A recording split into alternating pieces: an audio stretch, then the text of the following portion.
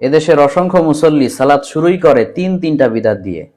1 নম্বর বিদাত হচ্ছে জায়নামাজের দোয়া পড়া, ইন্নী ওয়াজ্জাহতু ওয়াজহিয়া লিল্লাযী ফাতারাস সামাওয়াতি ওয়াল আরদা হানিফা ওয়া মা আনা মিনাল মুশরিকিন। কিয়ামত পর্যন্ত এটার তারা কোনো প্রমাণ দিতে পারবে না যে নবী সাল্লাল্লাহু আলাইহি সাল্লাম এবং তার সাহাবারা জায়নামাজের দোয়া হিসেবে এটা পড়েছেন, কিয়ামত পর্যন্ত দিতে পারবে না।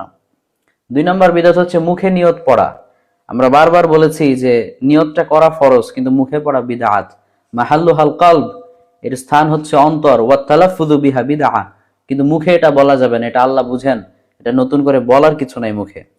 3 নম্বর বিদআত হচ্ছে জামাতের সাথে সালাত আদায়ের সময় অনেক মুসল্লি আছে তারা বলে ইকতাদাইতু বিহাযাল ইমাম, অর্থাৎ এই ইমামের ইকতাদা আমি করছি, এখন অনুসরণ করছি।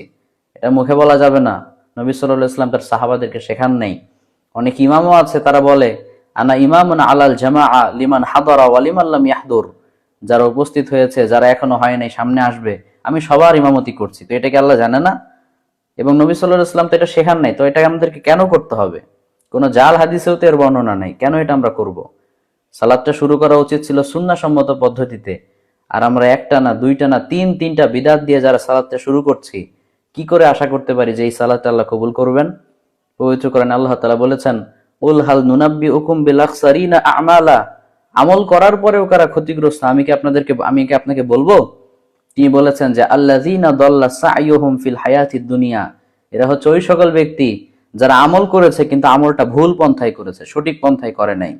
ওহুম ইয়াহসাবুনা আন্নাহুম ইহসিনুনা সুনআ, অথচ তারা মনে করছে যে তারা অনেক ভালো আমল করছে, কিয়ামতে তারা জান্নাত পাবে, কিন্তু আসলে তারা জান্নাত পাবে না। আমিলাতুন নাসিবা তাসলা নারান হামিয়া, আমল করতে করতে ক্লান্ত পরিশ্রান্ত ঘর্মাক্ত হয়ে গিয়েছে, কিন্তু শেষ পর্যন্ত অনেকের ঠিকানা হবে জাহান্নাম।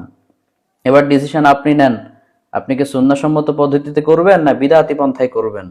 একটা ভুল পাসওয়ার্ড দিয়ে একটা ডিভাইসকে আনলক করা যায় না, আপনি ভুল আমল দিয়ে কি করে আল্লাহকে সন্তুষ্ট করার আশা করছেন?